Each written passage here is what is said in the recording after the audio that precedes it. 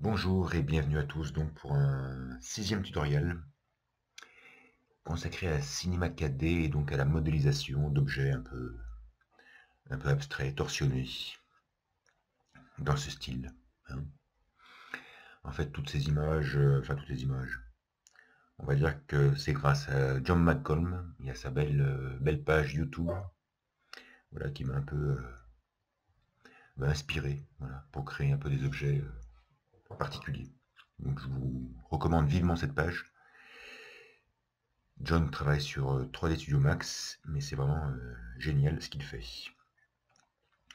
Donc nous, on est sur Cinema 4D. Donc durant les précédents tutoriaux, donc pour créer ce type d'objet, on était souvent parti de primitives simples, et après on avait créé des pontages, des extrusions, donc toujours en effectuant cette fameuse rotation.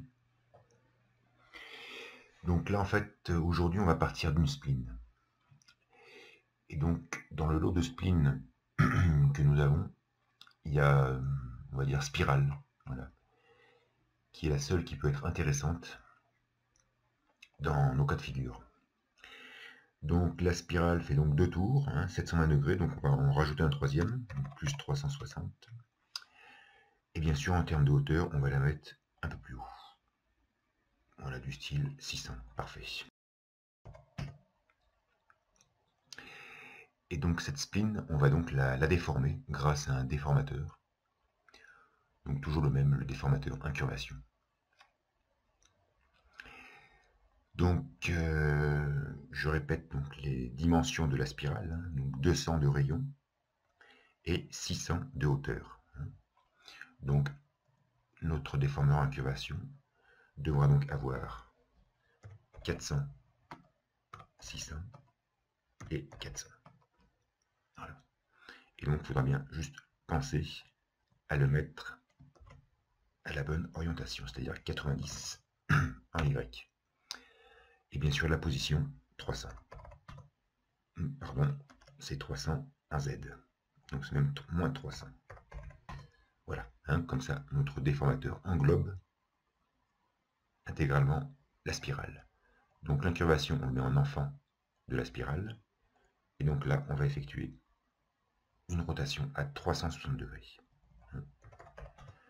On constate, hein, donc que le point de fin, donc là je décale un petit peu, hein, voilà, le point de fin de la spline doit rejoindre, pardon, là j'ai pétouillé, on doit rejoindre le premier point du début. Voilà, donc là, notre spline est fermée, et donc on obtient ce type voilà, d'objet, enfin d'objet, de spline, pardon. Donc maintenant, on va créer une extrusion NURBS à partir d'une autre spline. Donc par exemple, on va appeler fleur. Voilà, donc là on a fleur. Donc c'est pas la peine de lui mettre autant de pétales, on va lui mettre 4. Voilà, et après au niveau des dimensions, donc on verra une fois que l'extrusion sera faite, on va mettre 50 et 100 pour l'instant. 20. Ah, pas tant que ça, 30. Ok. Au niveau donc des interpolations de chaque spline, donc pour la fleur, hein, autant mettre 100, puisqu'en fait on veut juste une série de faces. Et donc pour la spirale, pareil, on se met en uniforme, et puis on verra quand l'extrusion sera faite. Donc on appelle extrusion contrôlée, on met la fleur et la spirale en enfant, et donc on a notre extrusion qui vient de se faire. Donc on constate que c'est beaucoup, très subdivisé, donc ça c'est en fait la spirale. Donc la spirale, on va la mettre en 0, voilà, parfait. Là, on constate qu'il y a des intersections, hein, donc pareil, c'est notre spline fleur qui est un peu trop grande, donc on va la baisser un peu. Voilà. Ok, parfait. Et donc, ensuite, ici, donc, nous avons la jonction, hein. Donc si je vais dans extrusion, j'ai rotation fin. Voilà, donc quand je bouge rotation fin, voilà, en gros là il est bien. Et donc là, on va effectuer une rotation donc, de 180 degrés. Voilà. Hein. Donc en fait, hein, donc, toujours pour le même principe en fait, hein. Quand je vais donc convertir mon objet final, quand je vais faire une sélection par boucle, ben voilà, en fait, ma sélection va faire plusieurs fois le tour de l'objet, on va dire. Donc là, on constate pareil, donc que les faces se touchent. Donc au niveau croissance fin, on va mettre à 99 par exemple. Voilà, 99. Voilà, donc là on constate, voilà, on va laisser comme ça, c'est bon. Ici, au niveau des couvercles, donc normalement il faudra mettre 100 couvercles. On va mettre donc 100 couvercles. Voilà, aucun couvercle. Et donc voilà, notre objet est fini.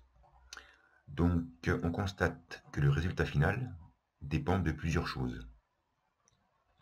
Bah, déjà, il dépend de la rotation que j'ai effectuée par rapport à l'extrusion. Donc là, en l'occurrence, j'ai fait une rotation de 180 degrés, mais on pourrait faire une rotation de 90 degrés.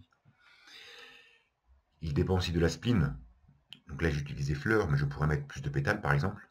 Hein, ou je pourrais choisir une autre spline, hein, comme un rectangle, ou une étoile, ou peu importe, hein, d'autres choses, hein, pour obtenir un résultat différent. Hein. Donc pareil, là, les possibilités sont assez variées. Hein. Donc pareil, je duplicate mon objet, hein, et on effectuera donc une variante par la suite. Donc une fois que j'ai mon objet donc terminé, je sélectionne donc cet objet et toute son arborescence et je connecte. Voilà. Et donc maintenant j'ai un seul objet. Hein.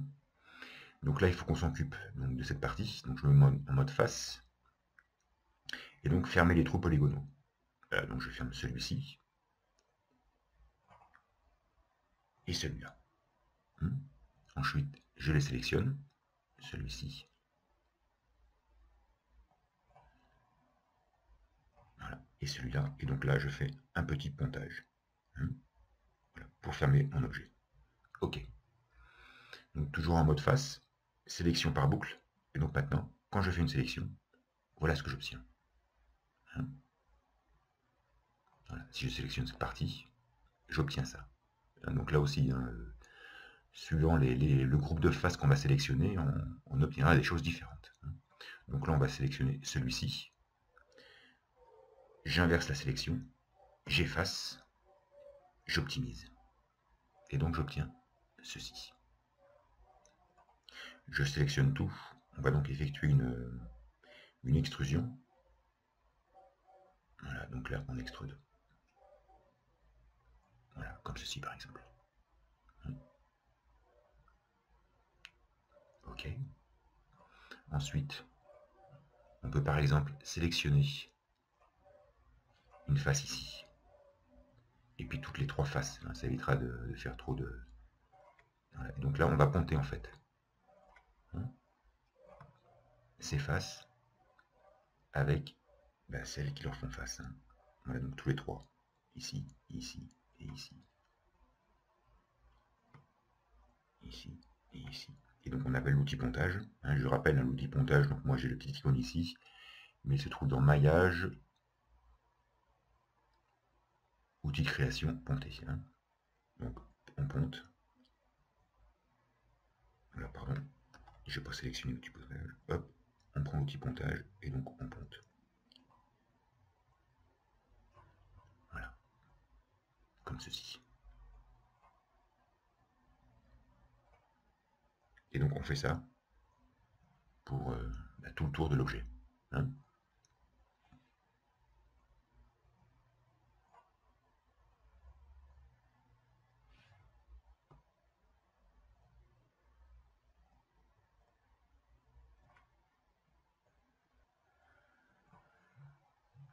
Voilà.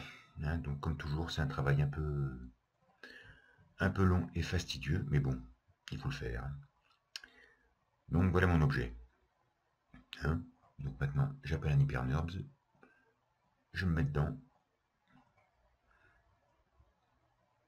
Voilà.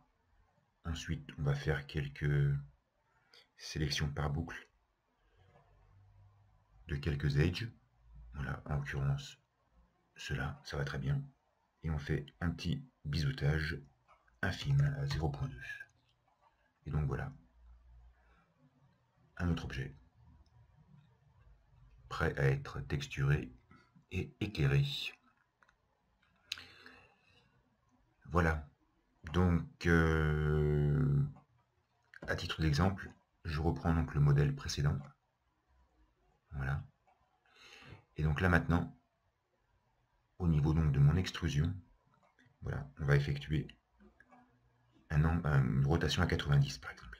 Tout à l'heure j'étais à 180, maintenant 90, donc là je mets moins 90. Voilà. Donc là c'est juste pour... donc on sélectionne tout, on convertit, on boucle les faces qui se trouvent ici, on les sélectionne, pardon,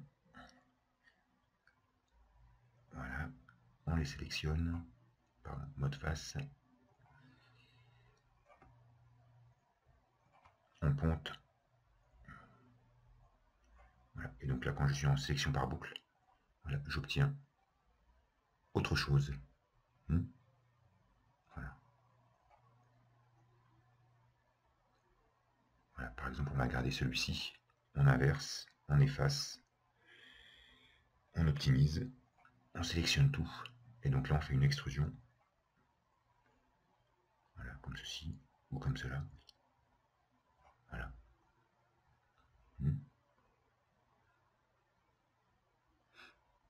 Après on peut sélectionner, voilà, ces faces, on fait une extrusion interne, comme ceci, autre extrusion, sans le couvercle, voilà, par exemple. Et donc on obtient encore autre chose. Hein. Donc voilà, donc l'angle de rotation est toujours très très important. Donc là on retourne sur notre objet. Donc là on a une fleur, hein. On l'efface, et par exemple maintenant on va appeler un rectangle. On le met dans l'extrusion, et donc on lui applique. Voilà, donc là on va obtenir un objet un peu similaire à celui qu'on vient de faire. Voilà. Par exemple. Au niveau de l'extrusion, je remets l'angle à 0 pour l'instant. L'angle final, pardon. Au niveau de la spirale, donc j'étais à 3 boucles, 3 tours. Hein. Quand je décochais l'incurvation, hein, ma spirale faisait 3 tours. Ben maintenant, je veux qu'elle en fasse que 2. Donc on va se mettre un 720. Voilà, je réactive incurvation. Voilà, donc j'obtiens ceci. Donc là, on constate que dans l'extrusion, donc rotation fin est à 0, mais malgré tout, on a une rotation. Donc pour s'y retrouver, hein, on tâche de suivre un peu le cheminement. Voilà. Donc théoriquement, voilà, donc là c'est bon. Là ça fait qu'une seule rotation. Hein. Là il n'y a plus de rotation. Enfin, on va dire que maintenant, voilà, mes faces se joignent correctement. Donc là je fais une rotation à 180 degrés. Voilà, comme ceci. Je sélectionne mon arborescence. Je connecte tout ça. Pareil, je ferme les trous polygonaux qui sont ici et ici. Voilà. Je les sélectionne. Et je les ponte. Voilà. Et donc maintenant, sélection par boucle. Voilà. En fait, je sélectionne qu'une seule face. Et ben, j'ai les deux faces. Voilà. Donc, j'inverse. Je supprime. Bon, on optimise, même si c'est pas nécessaire. Et donc là, on va faire une petite extrusion, par exemple. Voilà. Comme ceci. Extrusion interne. Assez fine. Hop. Autre extrusion, sans le couvercle. Voilà. Comme ceci. Après, on peut sélectionner ces faces. Couteau. Mode boucle. Voilà. Et donc là, on va découper juste ici. Tac. Sélection par boucle. Je sélectionne celle-ci. Et pareil. Là, je fais une petite extrusion.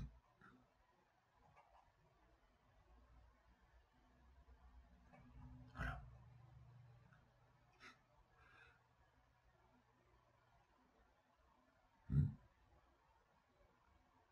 Et donc après, comme ça, donc je peux voilà, sculpter petit à petit mon objet. Hein. Là, on peut refaire une autre sélection par boucle. Encore un coup de couteau, juste là. Je sélectionne que cette partie, et donc je refais une extrusion. Voilà. Donc après, il faut faire gaffe, hein, parce que très vite, voilà, les faces vont se croiser, quoi. Hein. Mais on va dire que, voilà, petit à petit, je peux donc modeler mon objet. Voilà. On fait des undo. Et pardon, je suis allé un peu trop loin. Ok. Voilà, donc là, j'étais comme ça. Hein. Donc j'inverse, j'efface, et j'appelle un tissu que je mets dedans.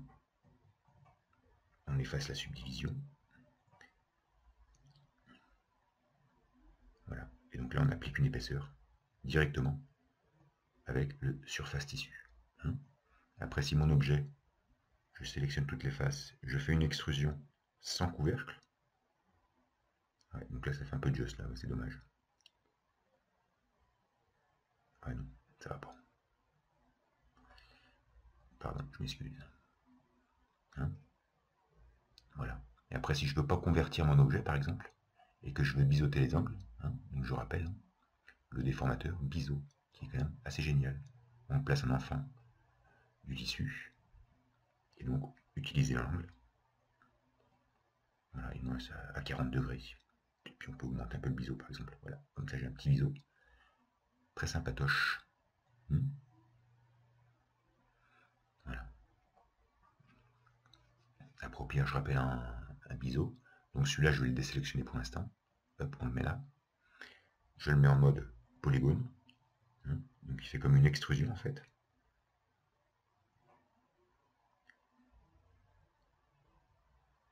Voilà, donc il sélectionne tous les polygones. Il fait une extrusion. On va faire préserver les groupes décochés. Voilà, comme ça il me fait ça. Bon, au niveau de l'extrusion, on peut augmenter. Voilà, en gros jusqu'ici. Le décalage, hop, on diminue pas trop parce que voilà, un genre de truc comme ça. Et après, si donc je réactive mon biseau au niveau des arêtes, donc là maintenant le biseautage des arêtes est un peu trop élevé parce qu'il était à 4 cm, on va se mettre à 1. Voilà. Et donc maintenant j'ai un beau petit objet. Voilà.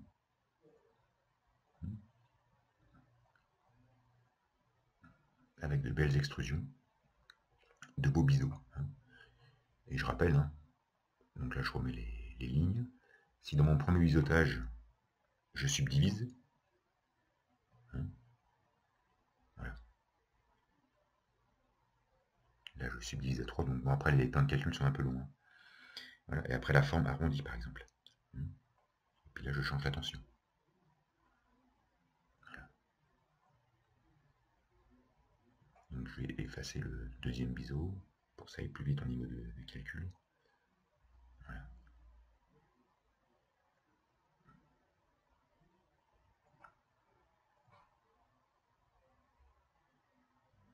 Je coche limite, comme ça j'ai plus de soucis. Okay.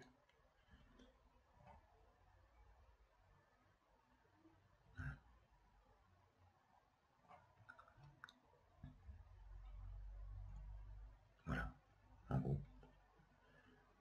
Ce qu'on obtient donc avec cette technique, hein. Donc c'était voilà, une autre technique qui est aussi pas mal. Hein.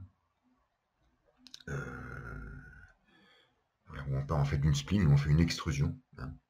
Une extrusion contrôlée en effectuant les rotations adéquates.